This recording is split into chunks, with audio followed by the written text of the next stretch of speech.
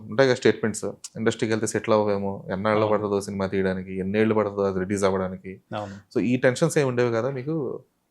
ఉండేది. Every time అది అది అది చాలా యూజువల్‌గా ప్రతి ఒక్కరికి హ్మ్. ఉండే భయమే. బట్ నా విషయంలో కూడా కొంచెం ఎక్కువే ఉండేది బేసిక్‌గా నాకు.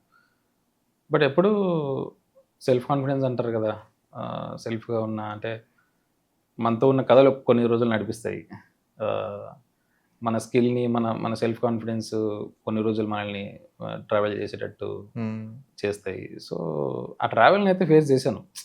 ఎటువంటి భయమున్నా, ఎటువంటి థింగ్స్ ఉన్నా గూడా నేను ఎప్పటికప్పుడు నాకు నేను సెల్ఫ్‌గా కాన్ఫిడెన్స్‌ని బూస్ట్ చేసుకుంటూ సమ్ అట్లా ట్రావెల్ చేస్తూ finally some day there is a day I will achieve అనే ఒక థింగ్ అయితే నా మైండ్‌లో నేనెప్పుడు ఉండే అనమాట బేసిక్‌గా. ఓకే.